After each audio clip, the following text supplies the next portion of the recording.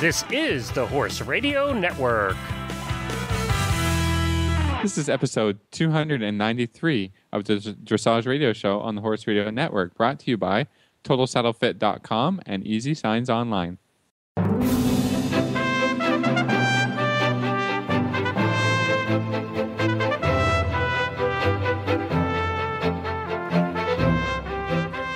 This is Reese Koffler-Stanfield from Wellington, Florida. And this is Philip Parks, still from Fergus, Ontario. And you're listening to the Dressage Radio Show with our other Florida buddy, Glenn. Did you hear the glee in Reese's voice when she said it was She's really irritating me right now. Oh, Philip is so cranky right now. And actually, you know what? I feel for everybody up north. I did it last year. I couldn't do it this year. And I definitely feel blessed to be here. So I am really thinking of everybody up north. And I hope everyone's staying safe because I know it's very, very cold. So stay safe for all of us for sure.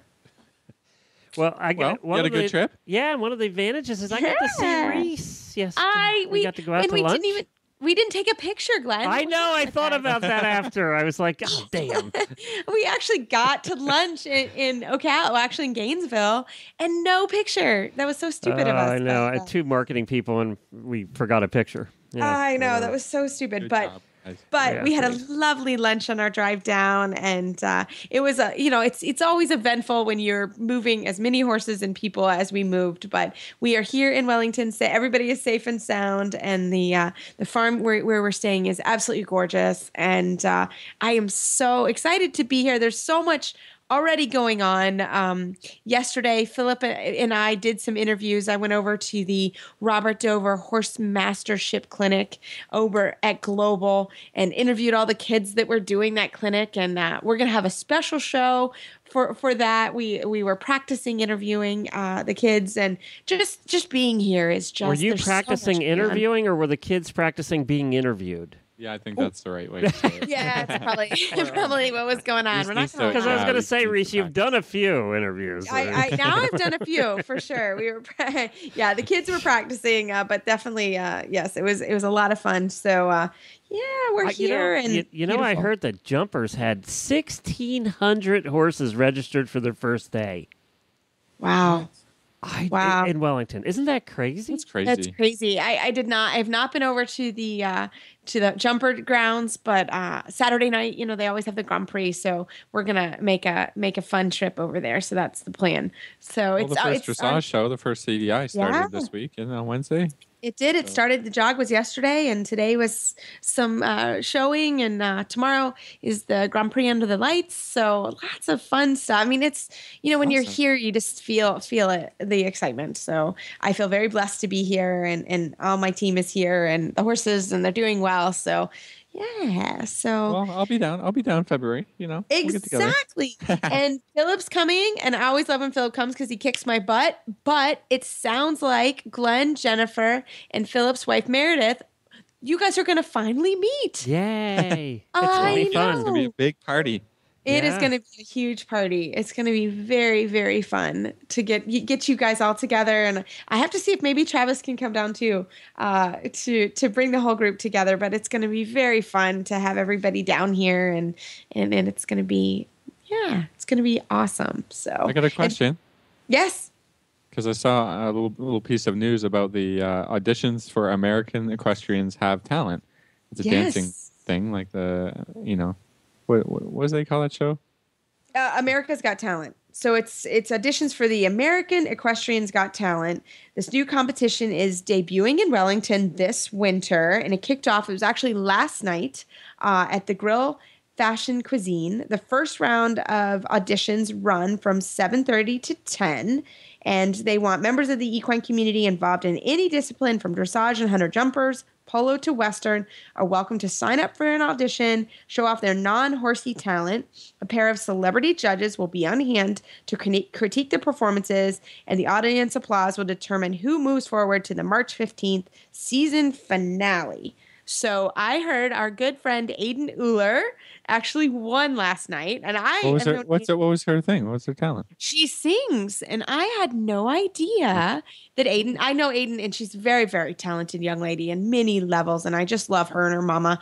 And I had no idea she was a singer, but she is a singer. So she sung. What were you doing? Juggling? Anyway, yeah. What was yours?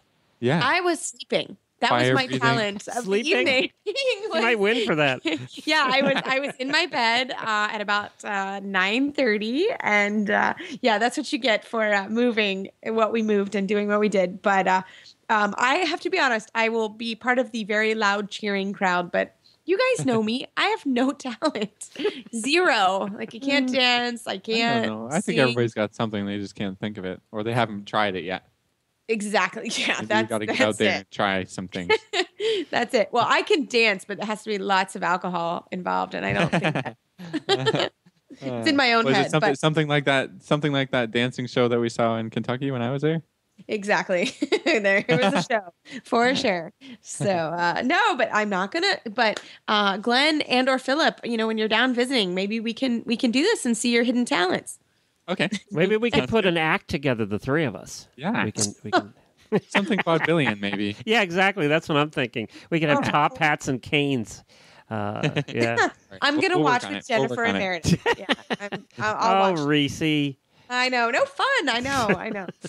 So, but what do we got on the show? Well, I mean, that's about it for news, but what do we got on the show today? we have one more thing, and I want everybody to mark their calendars for the FEI, the FEI USDF Trainers Conference and FEI Educational Day. It's going to be with FEI Judge Stephen Clark, and it will be Monday and Tuesday, January 19th through 20th at High Meadow Farm in Loxahatchee. And the education day, and I think that's for certified instructors, will be on from 8 to 12.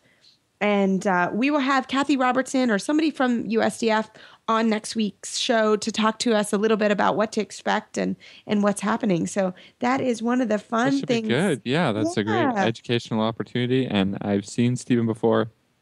Highly recommend one of his clinics. He does a little bit of coaching and lots of judges' perspective stuff. And he's awesome. Really nice guy. I am looking forward to it. Yeah, I'm looking for. I've never seen him in person. He's judged me, but never. I've never seen him teach or do a symposium. So I'm really looking forward to it. So, yeah. And then today on the show, as promised, we've been talking about this, that we would have a discussion on the dressage tests. So Philip and I felt like we needed to dedicate really the whole show to this because this is really an important, it's a huge part of what we do on a showing basis. So Bill Woods, who is from Four Winds Farm in Ocala, Florida, is going to come on for the rest of the show to talk to us about all of the dressage tests that just came out in 2015. So after this commercial break, we will start off with Bill Woods and talking about the lower levels. One of the most common and dangerous saddle fit concerns is the restriction of the shoulder's freedom to move. Some saddles slide over the shoulder blade while riding, some permanently rest on the top of the shoulders, and some pinch behind the shoulders, which inhibits full movement and leads to soreness and poor conformation. Short of buying an entirely new saddle, what can you do to give your horse the comfort to freely move his shoulders and perform at his highest potential? The saddle fit solution you have been waiting for is finally here. TotalSaddleFit.com is proud to introduce the Shoulder Relief Girth. This strategically shaped girth actually moves the girth line of your saddle back over 1 inch, thereby freeing your horse's shoulders from the saddle. Traditional girths pull saddles up against a horse's shoulders and often over the top of the shoulders. The Shoulder Relief Girth's recessed ends allow for the billets to buckle into the girth farther back to give your horse unparalleled freedom of motion. An added bonus to the Shoulder Relief Girth's unique design is the elbow comfort feature. The recessed ends, designed for saddle fit, now relieve pressure for elbow comfort as well. Similar girths can be purchased for over $275. But thanks to the enormous popularity of the Shoulder Relief Girth, we are able to offer them for only $124.95.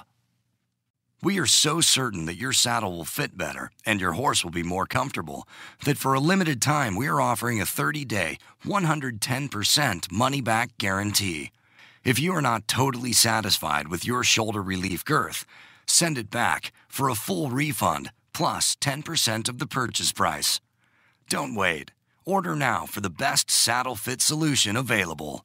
This evening, we have Bill Woods on, Large R Judge from Ocala, Florida, and owner of Four Winds Farm. And as promised, we've been telling everybody we were going to take a segment and go through all of the new USDF tests that are new for this year. And Bill is the perfect judge for this. Bill, how are you this evening? I'm great, thanks. Great. Well, we're going to start with training level, and we're going to jump right in. And, we're going to go through each level and talk about the new requirements and what the judges are looking for and what was changed. So if you're ready, let's jump right into training level. Okay, that sounds fine. My first thought is the tests are always designed for a couple of different constituencies. One is the people working their way up through the levels, trying to figure it out. Second group are people who know where they're going, bringing their horses from the bottom all the way up through and hopefully all the way to the Grand Prix. So the tests are meant to deliver the horses there in some sort of logical training fashion. And aside from how people learn how to train their horses through some of the things that the tests suggest, it's also obviously a competition to weed out who the good ones are and who the better ones are. And therefore, they have to be easily judgeable to separate out the good ones from the others. So having said that, there are a few general things that got changed across the board in all the tests. If you look at the collective marks down at the bottom, really the judges aren't looking for anything different, but the wording has been changed to make it more clear to the riders what those things are that judges have wanted all along. For instance, the phrase willing cooperation has been added under the submission category. And you can argue we always wanted cooperative, willing horses, but this is to make it extra clear that submission isn't that thing that in the old days we referred to negatively as truckling subservience, that it's supposed to be something of a much higher quality between horse and rider. Likewise, acceptance of the bit now includes acceptance of the bit and the aids. And of course, that was always true too, but it's to guide riders a little bit away from the idea of just messing around with the front end and hoping that somehow that's what judges want. Straightness has been added as a quality in writing under the submission category. Judges have always included straightness or lack thereof in their submission scores, but now it makes it more obvious to the rider that that's included there. And in the collectives, as most people probably know, in recent years, there have been 3 rider scores given. And as of this year, now there will only be 2. The harmony score has been removed because the harmony score and the submission score were almost always the same or half a point different. They were sort of redundant. There wasn't anything really to be gained by making the judge parse out that tiny difference or just write the same number twice. So now there are 2 rider scores, one for seat and position and one for the effectiveness and use of the aids. So that's the general tenor of what's going on. And now we can look maybe at the specifics of training levels. That would be great. Yes, absolutely. Okay. Well, I was thinking back, and I've been involved with this business for more than 40 years, and the tests change at least every 4 years. There were some times when they changed every 2 years. So I've been through like a dozen of these cycles, and each time a new one comes up, people are all riled up. Oh my God, I'll never ride that test. That'll ruin my horse, and you go on and on. But really, in the long run, it all kind of evens out. And if you don't like a particular movement or a particular test, it doesn't hurt your horse to practice it enough to be able to do it in the show ring, and you just don't do it all day, every day through your training. Your horses are supposed to do whatever you want. The new training level is very much similar to the old training level. The medium walks are somewhat longer. That will please the judges because in the past we had to give a score for a transition and a little corner of medium walk, and that was it. And now, as it is in some of the intro tests, the medium walk carries on for somewhat longer, in one case all the way across a short diagonal, the way it is in the old second level. In some cases, it's from the middle of the short side around the corner and down to the middle of the long side. So it gives the judge more time to evaluate what's actually happening in the walk. The canter in training one is somewhat simplified. It's a little shorter. You pick up the canter at the beginning of a circle, and you canter around that circle and down the long side, and you don't have the business of coming across through the middle of the ring the way you did in the old training one. And also in training one, there's no stretching circle. It was a movement that obviously you'd like everybody to be able to do, but lots of green horses in the ring for the first time weren't going to do it very well. They weren't confident enough in their connection and being able to reach to the bit. So it's in all the other training tests and in the first level tests, but the riders get a bye there for having to show it in training one. Thank goodness. Yeah, so, I'm just gonna say, so it just seems like God. they've really simplified the training one test and then progressively made it, because it seemed like the old training one, the old training two were almost identical, right? There was no difference in difficulty, and now it seems like now they've differentiated that. Right. What it comes down to is there are very few things that are being asked for in training level. You make large circles, you make straight lines, you make simple transitions. That's why it's so exciting when you judge a training level freestyle. Yeah. But, right. but anyway, the new training 2 is only different in the walk and otherwise remains the same as it was. And the new training 3 is exactly identical to the old one. It was thought that the loop was pleasant and it works okay. And it's the first time you come across the diagonal in the canter and come canter to trot at X. And so that's pretty much the size of the training level. I don't think anyone who has been halfway successful in training level is going to be thrown for any kind of a problem by the new training level. No, I'm glad they left the third test the same, because to ride, that was always, my favorite. I like the loops, and then you don't have to do a big boring trot circle. It's a nice test to ride, and I'm glad they left. Yeah, from the judge's standpoint, training 3 has always been the shortest one, and you kind of say, well, let them go in and get their money's worth, and at the same time, training 2 sort of went on forever, up and down the ring and back and forth, and by then you already knew how the horse was going. So. Yeah. And I always wrote, if I had a young horse, I put him in training 2 because I knew they'd be in there for a while. That was always my strategy. Like, get them in there, and if they need some miles. But that training 1, I couldn't be happier that they took that stretch circle out, because we've all been on a baby that wasn't going to stretch in their first horse show. So it was nice to have the option to not ride that particular movement at a first show if that was what you were doing. Well, you may remember a time, although, I'm probably 50 years older than you are, but you may remember a time back when that in training 1, you had to enter in the sitting trot. And there was a big argument back in the day, this was early 80s, as to, if we don't make them sit, then they'll never learn to sit. It was the German influence. And the other one was, but they're all on green thoroughbreds, and when they sit, the horses invert. So can't they post for a while?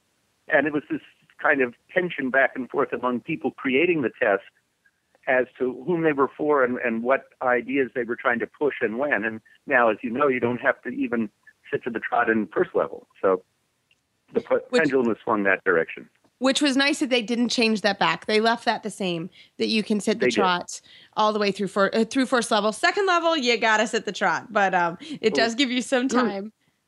Yeah. Sooner or later, if you're going to do dressage, you obviously have to be. You have to sit the trot. Exactly. No, that is good. That is excellent. So, Bill, is there anything else that we need to talk about in training level? Well, that's my summation of it, I think.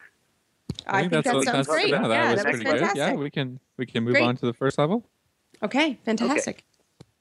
All right. Well, there are some more differences here, and I as I read the test, I thought some tests in the past have been literally tests, like challenges. And some of the differences in the newer tests from this cycle aren't just testing, but they're sort of enabling. They're designed to help the horse figure out new things. I think it gives a good progression as far as, like you said at the beginning, somebody looking to train their horse through the levels. I think that, it follows that training scale, and the tests are not meant to be difficult, but meant, like you said, to help the horses and help, for sure, the riders figure out how to develop a horse properly. Right. Well, here's an example, for instance, and it shows up in first level and second level.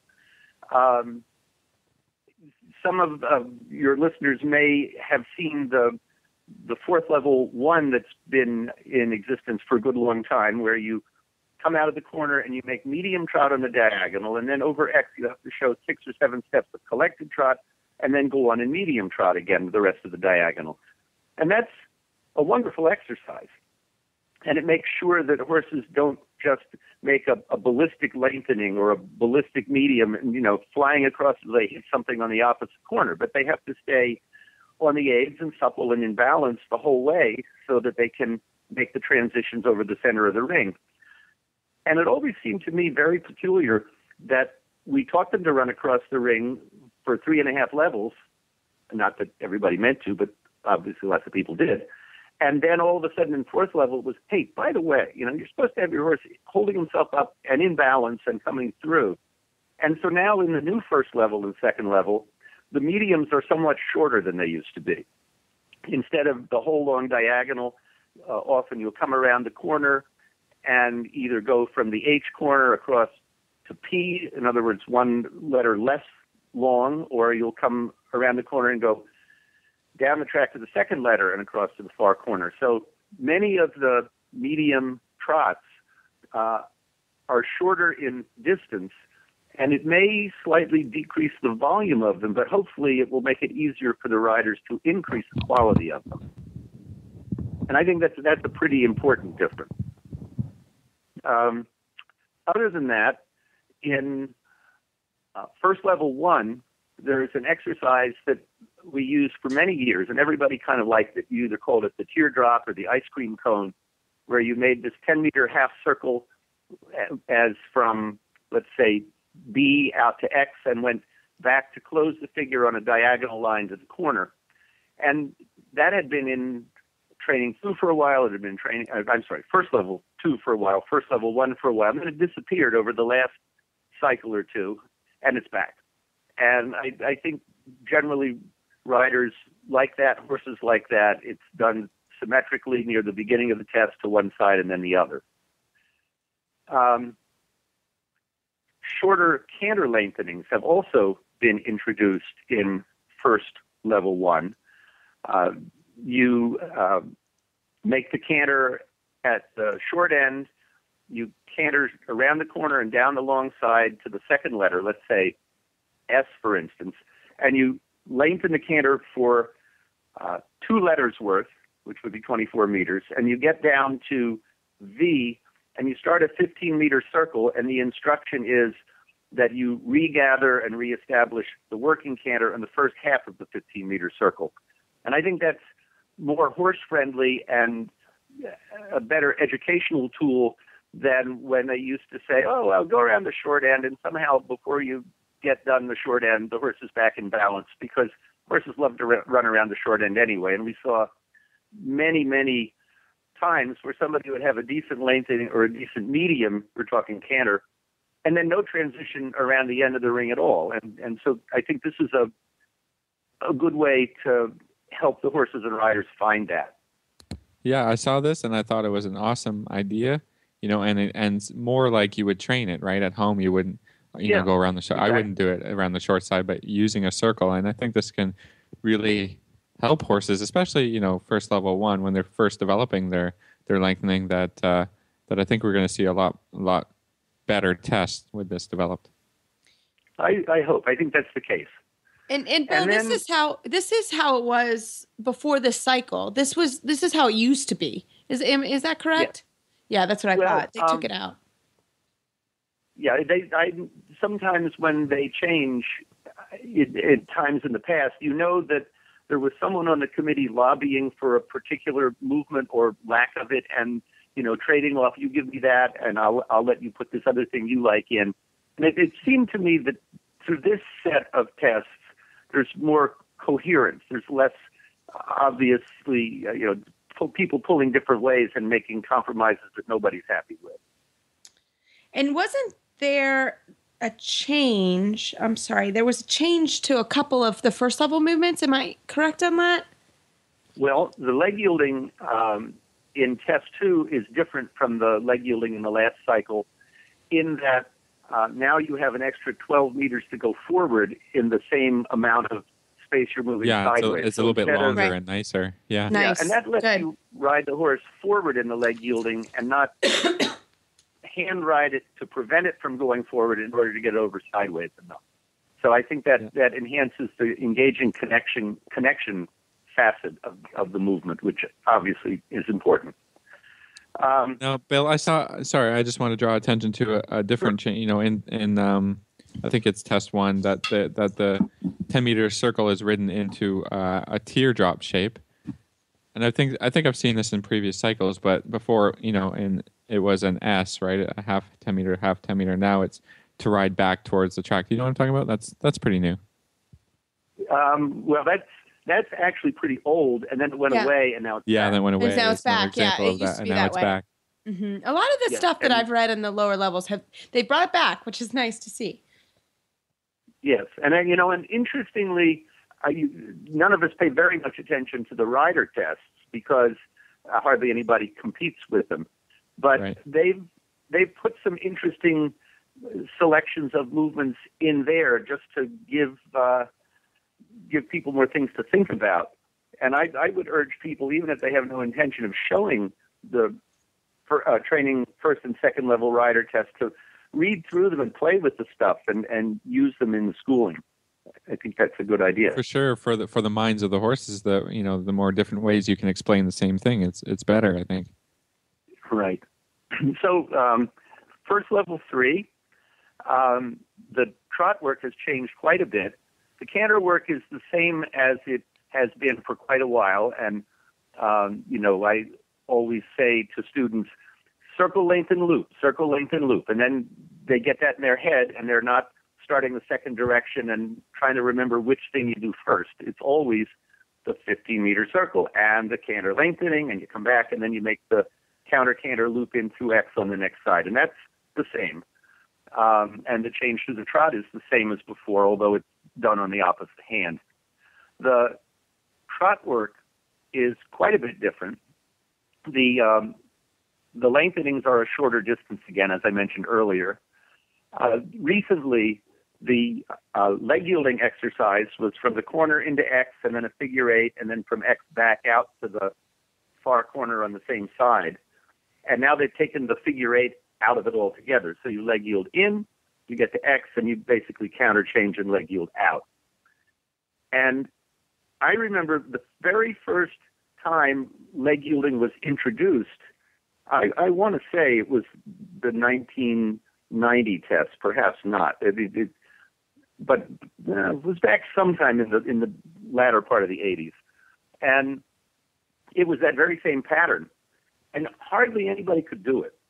And if somebody did the leg yield in, well, then they couldn't get back out, or vice versa. And there was a faction among the anti-leg yielding people who said, well, see, it doesn't work. It's too difficult. So take it out of the test altogether. But instead, they simplified it, and they started doing leg yield in and a circle, and then go off and do something else, and then from the other side, leg yield in and do a circle, things like that. And now the level of sophistication, even of the lower level riders, has come to the point where I don't think it's going to be a big difficulty for people to be able to do this. After they do the counter change and leg yield, they do a stretching circle at the C end, riding the horse long and low. And then they regather. And in the past, they would go to the walk and then the canter. Now they go down the long side, make a 10-meter circle at R, continue down to B, turn straight across to the other side, and for the first time in a long while, they make a halt during the middle of the test. They hold at X facing perpendicular to the judge. And there was a time in the past where almost all the first level tests had a halt in them, whether it was at C or at A or someplace. And recently, you didn't ever make a halt other than at the beginning and the end, unless you were doing it right before a rainback in second level. So I think it's a logical progression to invite horses to stand immobile at some other time, and obviously a first level thing that fits in. And there's a specific instruction now on all the tests that the halt has to be 3 seconds. Yeah, I definitely saw that. That's a good reminder. Really, that is a really good reminder. Yeah, it gives a good idea, to riders that, that's how long the halt should be, right? Because, you definitely see lots of riders come in and, because they want to get the test started, in the beginning, they just halt, salute, boom, and it's not even 2 seconds, but I think it's great. I try and tell my students that as well as, take your time. It's, it's enough time to give yourself a breath, and then start your test. Don't be so anxious to get going. And then, because that just makes the horses anxious. We can probably think of some unmentioned international riders competing at the highest levels whose horses wouldn't halt at all. And somehow, they sort of halted, and so that was overlooked. But this is meant to be very clear. The horse that's confident and cooperating willingly is able to stand still. And so that is now a requirement. I think that sums up pretty much. That's what I've got from my notes for first level. Yeah, absolutely. And I think that, just a reminder for everyone when you're training, look at the coefficients. They've changed a little bit.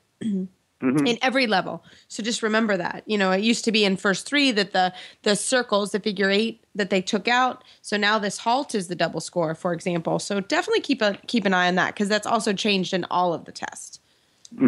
Exactly.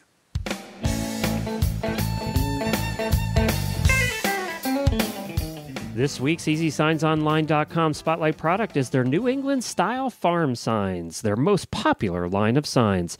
New England Style Farm Signs are very durable and designed for long-term outdoor use with no maintenance required, no wood to rot, and no paint to peel. They will outlast the old style painted wood signs by many, many years. They are available in many sizes, shapes, and styles, which makes them the perfect sign for any farm or business. Go online today and go through the EasySignsOnline.com easy step-by-step ordering process to see all the prices and options available. They also offer free, no-obligation sign proofs on all New England-style signs, and you get free shipping as well on all New England-style signs. So replace your old worn-out sign and make a great first impression with a new farm sign from EasySignsOnline.com. And the holidays are right around the corner, so it's a terrific gift idea. I can't think of a better one. Visit EasySignsOnline.com. Well, Bill, we're ready for second level. This is fantastic. Oh, okay, second level it is. Again, some of the mediums are shorter than the long diagonals, better able to keep your horse balanced and thoughtful and light. Let's talk about the canter, I think, because the canter is the most interesting big, part. Big changes in the canter work here. Yeah. In the trot, basically you have to be able to do shoulder in, and you make a little squiggly here and there, and you have to be able to make haunches in. But there's nothing shocking about the trot work. Perhaps the only interesting note for people who both struggled through second level 3 and also got yelled at by their instructors for not knowing the difference between travers and renvers is the renvers got taken completely out of second level. Renvers got third level. Yeah. And I think there are probably a number of people who will be grateful. Yes, that's true. Yeah, and the turns on the haunches, which are in test 2 and 3, are now done across the ring between M and H out in the open, where it's easy to see and you're not crammed in a corner or doing it partway down the long side like at R in the old test. Yeah, they took them off the wall. Thankfully. Yeah, so it was so weird. I think, it makes it a little easier to judge. But about the canter work, to me, the new progression through second level makes good sense. I always thought that the very first time you had to make a simple change in the old second level one, after you made a fairly long canter across the diagonal on a straight line with your horse getting progressively heavier and stronger and on the forehand, was a difficult place to do it unless your horse was, like a third level horse. Third level horses can do it. A lot of beginning second level horses have trouble doing it. And with the old tests, it always seemed to me it was almost easier to make the 10-meter canter circle in the corner and make a simple change to counter canter right out of the 10-meter circle, because the circle helped balance the horse up and give him a chance. Right. And so apparently other people have thought similar things. And now second level one has a 3-loop serpentine, width of the arena, and each time crossing the center line, a simple change. That was in quite an old second level test 4.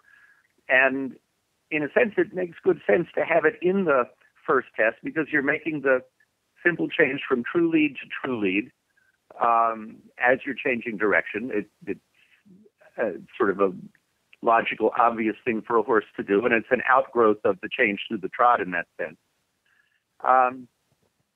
And then also interestingly, there's a place in the test where you make a brief counter canter coming on the long side, headed towards M, and you make a transition to walk at M, and instead of popping the lead and hopping right back into the new lead, they make you show a good medium walk all the way through the corner and around to C, and then the canter departs. So technically it's not a simple change because it's not 3 to 5 steps, but it's one of those honesty-inducing movements that keep people from making auto changes where the horse just does it by himself and you hope the judge thinks it was your idea.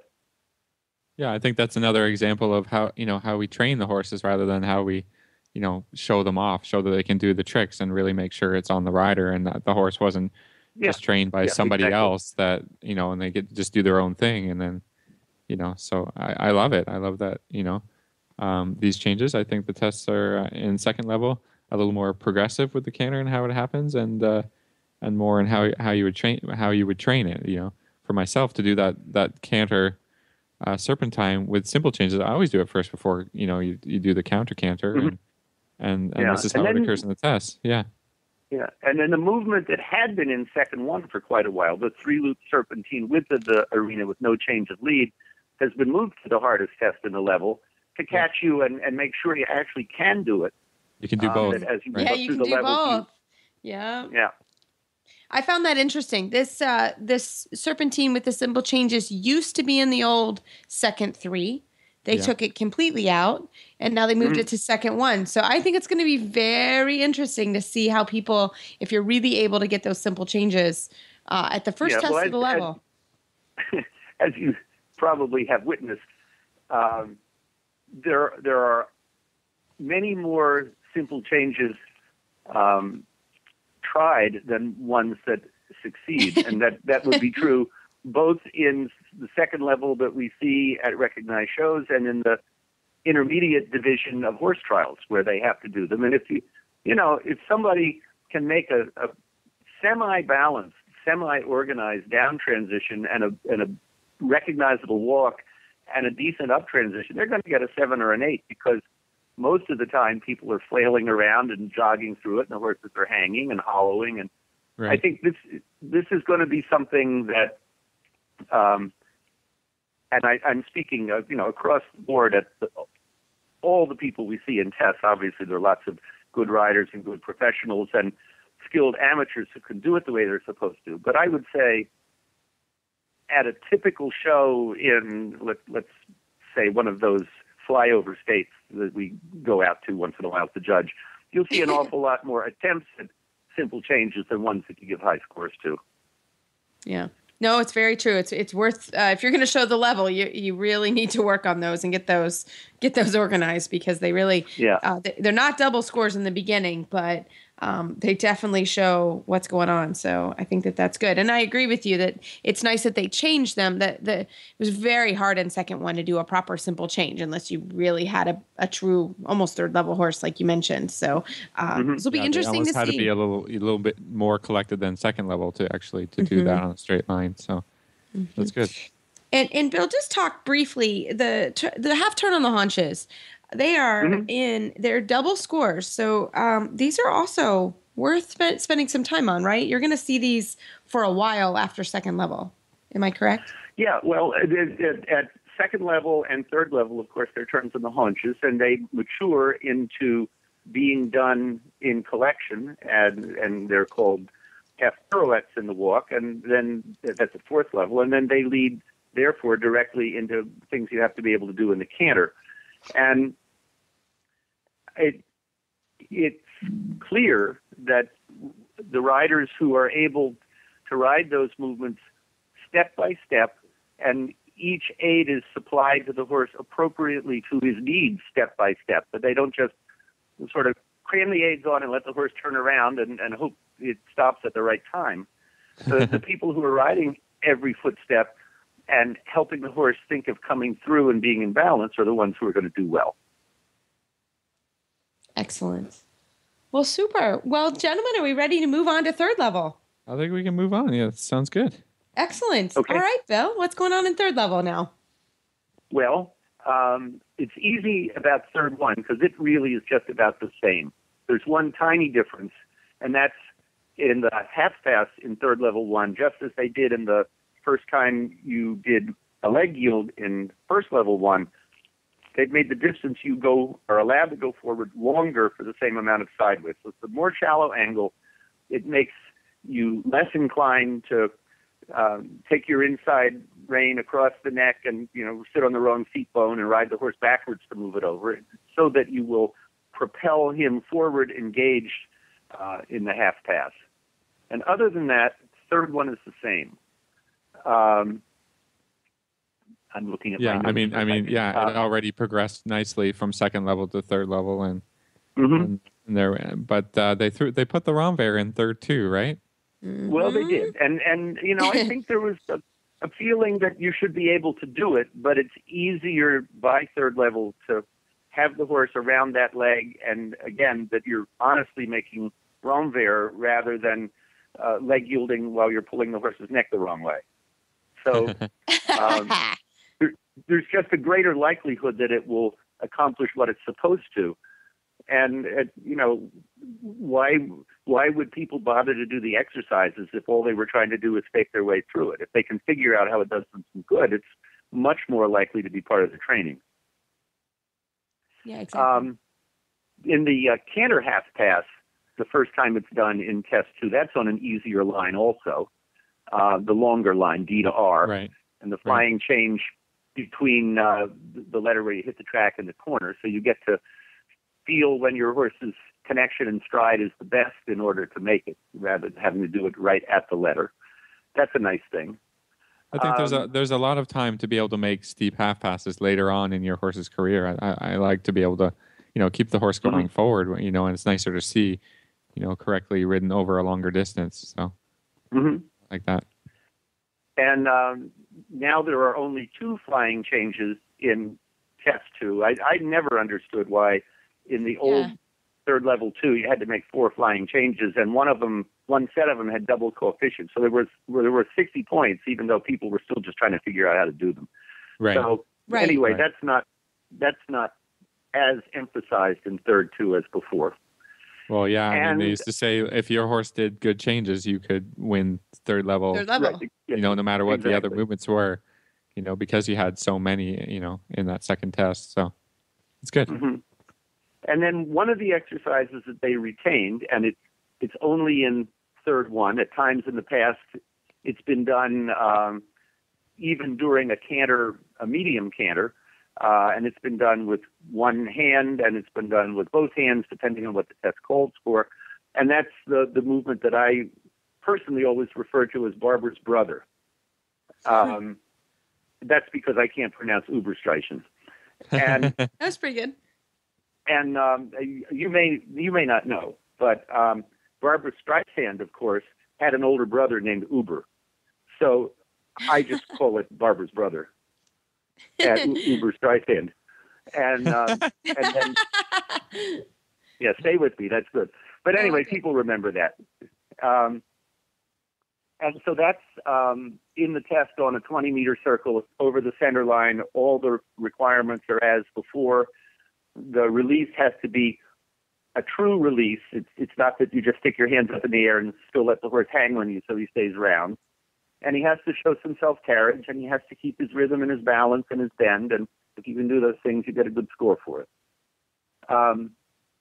In third level 3, the trot part is essentially the same as it was. It's identical to the way it was. And the one significant difference is in the canter work, and it is as much for the judge's benefit as the rider's benefit. In the old third 3, you made canter half pass from the corner, like F to X, and came straight towards the judge and made a flying change at I. And I can tell you personally, and other judges will say the same thing, if a horse was really straight, you couldn't tell if he was late behind because the front legs masked the back end. Yeah. So you could make a dirty change and get a higher score than if you made a clean change that was a little crooked, and the judge said, crooked, 5.5, 6. And so now instead of that pattern, you make your half pass to the center line, you come forward to I, and then you make a 10-meter half circle and go back across the rest of that diagonal from S to F and make the flying change through the center line, where it's just way more judgeable. And by that point in third level, you should be able to make one out in the open like that. So that just seems like a good idea. Yes, because I was one of those. I've had a few horses we did that with, and it worked. So I was kind of bummed that they changed it, but it keeps you way more honest. Let's be real. Right. It's a good change for the whole test. I think that's a good deal. So absolutely, they really did. It used to be that you could ride third level test 1 without a flying change, and then they made it that almost third 3 was easier than third 1. So I think they've made third level much more honest. You have to ride a clean flying change if you're going to ride the test. It's just the way it has to be, and I think that's a good thing for sure. Mm-hmm.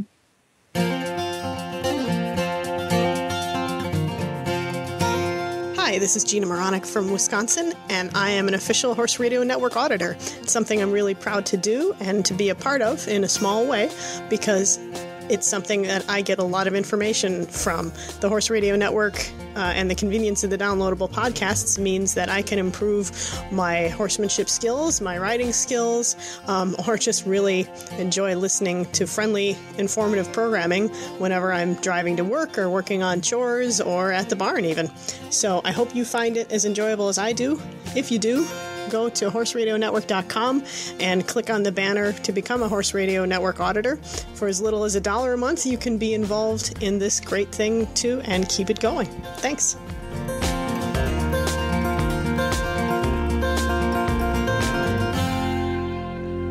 Well, excellent. Well, are we ready? I think we're ready for fourth level. All right, fourth level gets a little challenging. So what's going on? And over the years, it has gone back and forth. There's always, fourth level is harder than pre-St. George, so just skip fourth 3, just move right to pre-St. George. And then it's kind of gone the other way, where for quite a long time, I think that fourth level 1 could just as easily have been called third level 4, because it really wasn't any harder than what you did in third level. And at this point, it's distinctly harder. And there's a better progression through fourth level, although I do agree that fourth 3 has a lot of fun things in it that will challenge people to figure out how to do them, and once they can, they'll be in pretty good shape. So let's start with fourth 1. The trot work is the same as the old one. It has that medium collect medium. It has half pass from the corner to the center line and a circle and a shoulder in on the center line. The canter half pass has a flying change at a specific letter at the corner, and by fourth level, obviously, you ought to be able to do that. Very collected canter as in the past on the 20-meter circle over the center line. But now in the new fourth one, they've taken the movement that had been recently introduced in the old fourth two, where you make sequential flying changes, but at the quarter line, the center line, and the other quarter line without having to count the stride. And I thought things had fallen a little bit to the opposite extreme in the last set of tests, because you only had to make two individual single flying changes in fourth one to each side. Right. And in fourth two, you did this thing that I just described, the three changes without counting. And in the old fourth three, you had one line of fours, 3 every 4. Well, now the 3 every 4 has moved to test 2. And in test 3, as was in the old days, you have to do a short line of 4s and a short line of 3s. And it just seemed to me that that's a sort of movement that riders need to practice, and they need to practice it in the show ring. And hardly getting to do any tempies in fourth level and then being delivered to Pre-St. George as an adult amateur, and all of a sudden you've got 5 4s and 5 3s, was a pretty big jump from one degree of difficulty to the next. So I kind of like that progression. Yeah, that makes sense. Absolutely. It makes way more sense than the other way it was. Yeah, and then how pirouettes have been introduced has varied a lot over the years. I remember, let's see, it was in the mid-'90s when quarter pirouettes were introduced, and they were done in fairly difficult patterns, and unless you were probably more advanced in learning to do the movements and the tests, they weren't always very successful. And then we went through the phase of the working pirouettes, which at first were 5-meter half pirouettes, 5 meters the back end, and now more recently 3 meters. Well, now the first time the working pirouette is introduced in the new tests, it's not a 180, but it's done as it were on a triangle. So you suppose you're on the left lead passing the judge, and you get around to H, and you head out on the diagonal. And when you get near the center line to the apex of a triangle, you make what amounts to between a quarter and a third of a pirouette and go back to the other corner at the same end that you came from. So it would be like H out to the middle, a third of a pirouette, and end up back at M on the same lead. And so that's a little bit easier. It makes it more likely that the rider is able to control the movement and not so anxious to get around a 180 that they end up doing some sort of spin.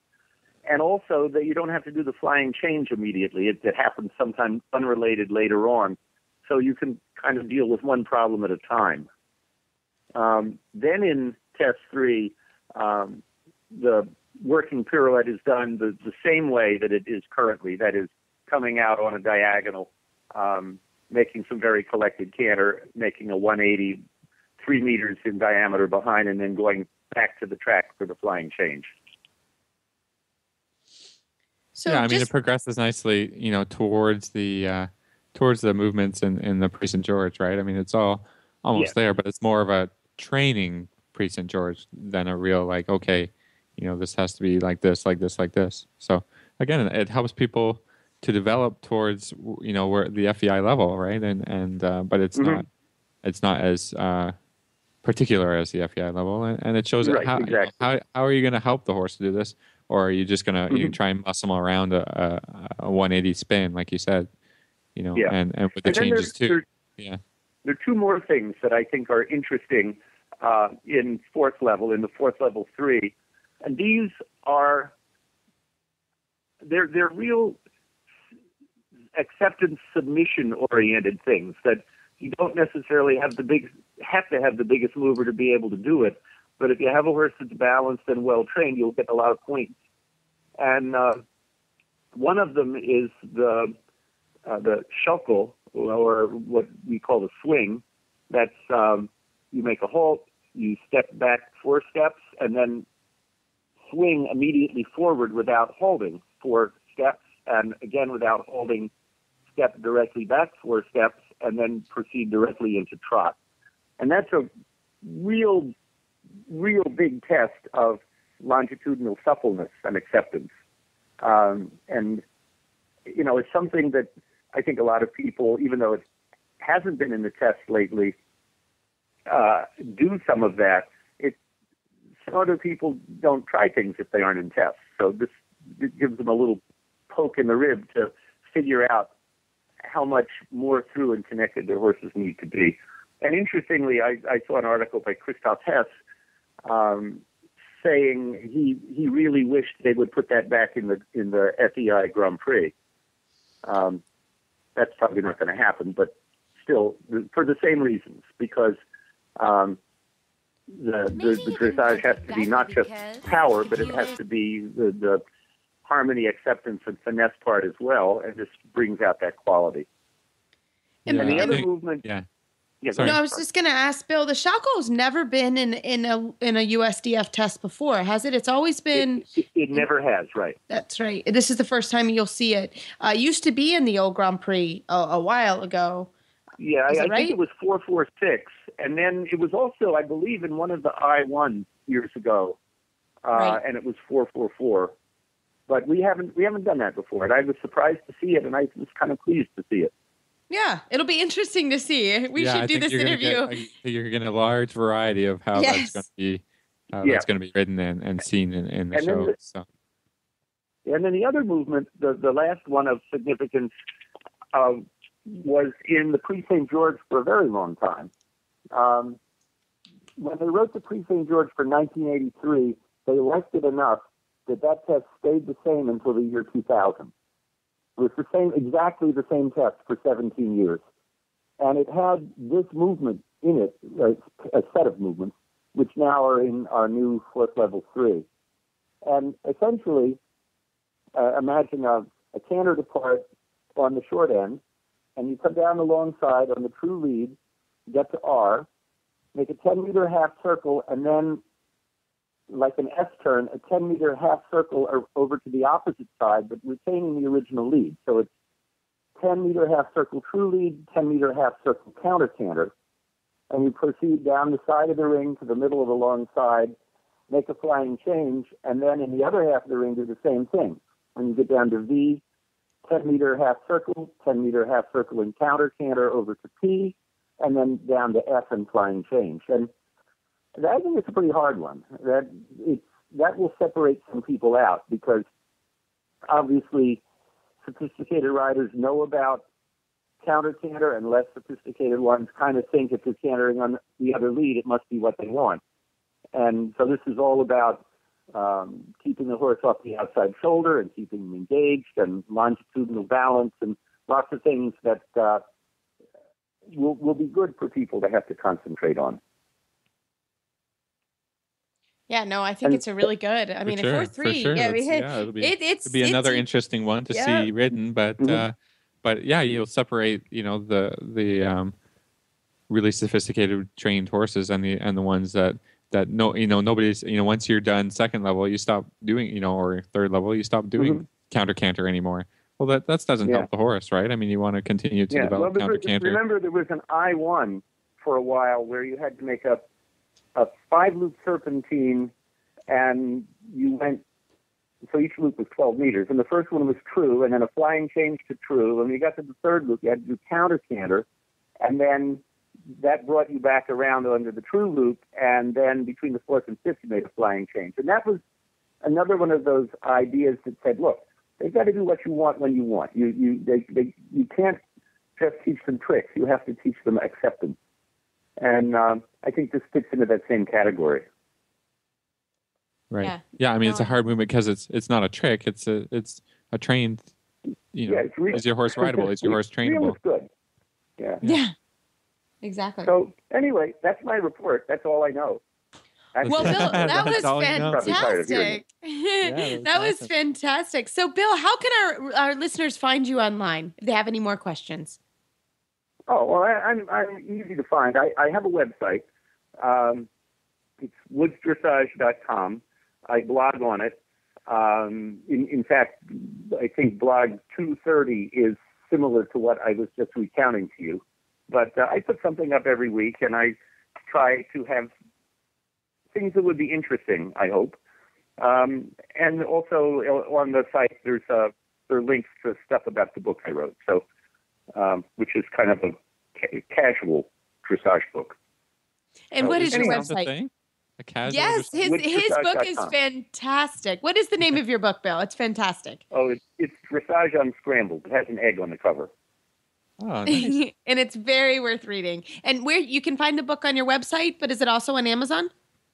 Well, it's the link to how to order it is on the website. It's easier to get it directly from Horse and Rider Books because it's cheaper from them. But okay. Yeah, I think it's on Amazon too. Great. And what was your website one more time?